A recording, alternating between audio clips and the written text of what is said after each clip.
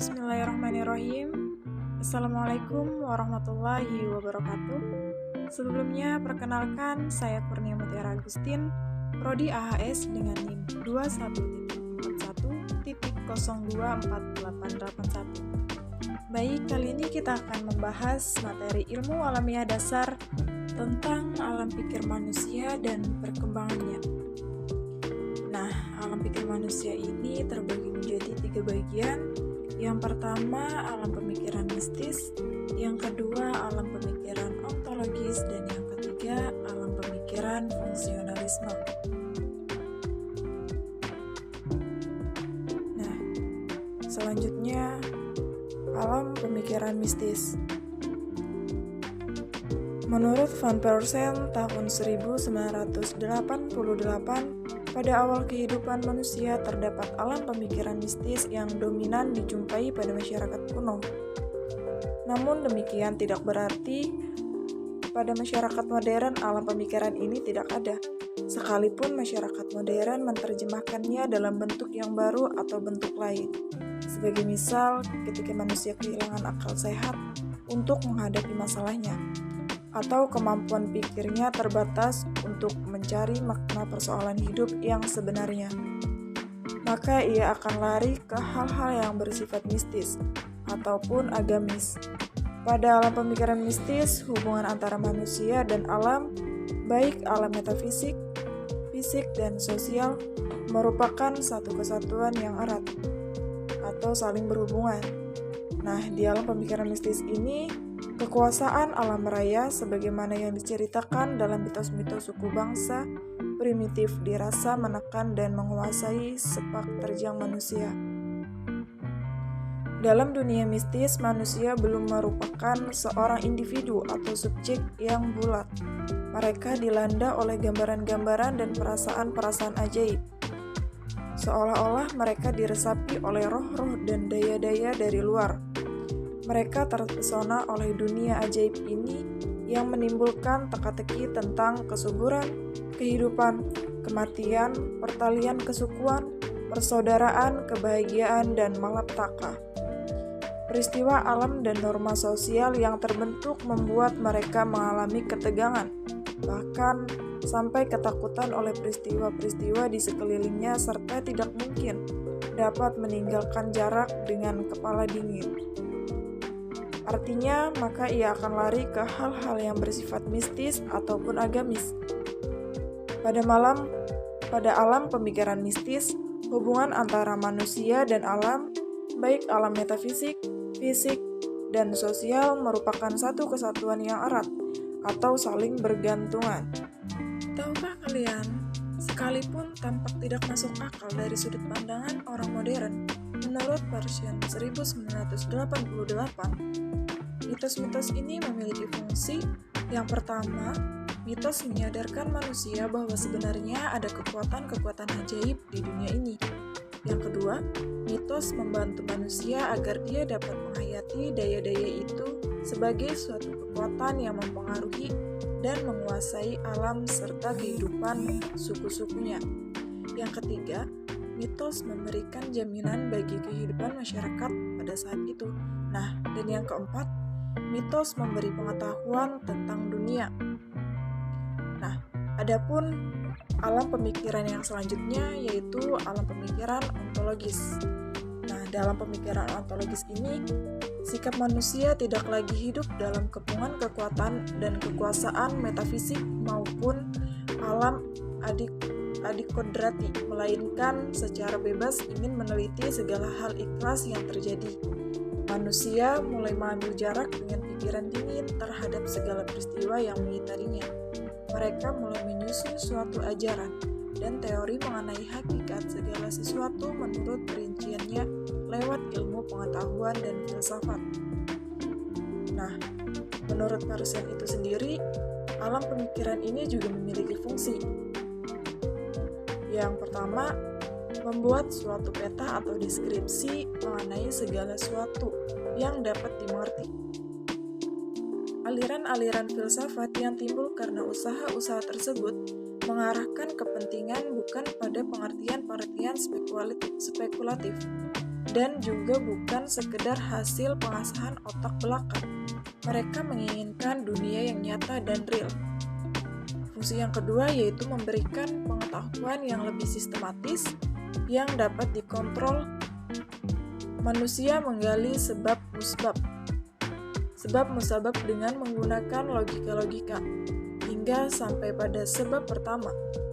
Para filsuf berbicara tentang substansi sebagai dasar terakhir yang menerangkan segala sesuatu.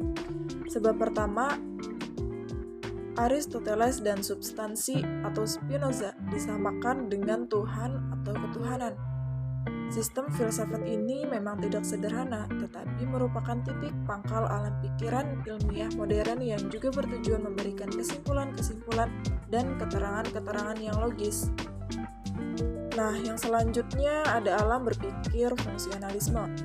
Kata fungsi menunjukkan suatu pengaruh dari hal yang satu terhadap hal yang lain. Apa yang dinamakan fungsional tidak berdiri sendiri, tetapi justru memperoleh arti dan makna dalam hubungan tertentu antara suatu hal dengan hal yang lain. Dengan demikian, alam pemikiran fungsionalisme menyangkut hubungan, pertautan, dan relasi. Alam dicari relasinya untuk kesejahteraan umat manusia. Pemahaman ekologis mulai diperkenalkan. Bila sebelumnya alam dianggap sebagai objek, maka pada fungsionalisme ini alam memiliki kesederajatan eksistensi dengan manusia. Dengan demikian, pengertian ini akan menjadikan manusia modern semakin sadar mengenai kebudayaannya, sehingga terbukalah kemungkinan-kemungkinan baru bagi suatu kebijakan dengan alam. Pada alam pemikiran fungsionalisme ini, hubungan sosial harus memiliki makna. Sering terdengar istilah bahwa suatu pertemuan itu hanya penting bukan kuantitasnya, tetapi kualitasnya. Sesuatu yang memiliki makna. Bila makna tidak tampak, maka relasi sosial itu tidak terlalu memiliki arti. Nah, pemikiran fungsionalisme ini juga memiliki fungsi, yaitu menghubungkan unsur-unsur yang terpisah pada alam pemikiran ontologis. Selanjutnya ada perkembangan pemikiran manusia.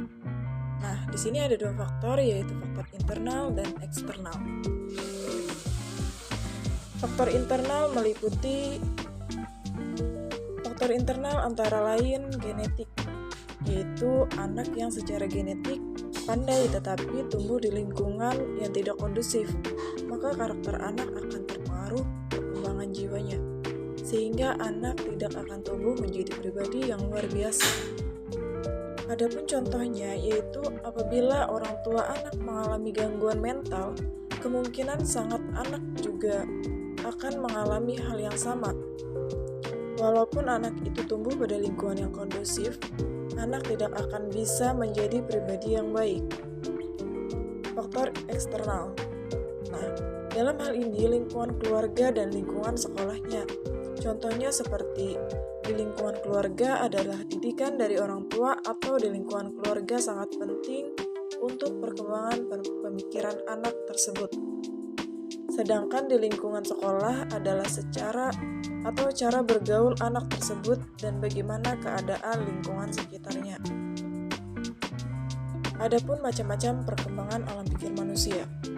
Perkembangan alam pikiran manusia sejak dilahirkan sampai akhir hayatnya dan perkembangan alam pikiran manusia sejak zaman purba hingga dewasa ini.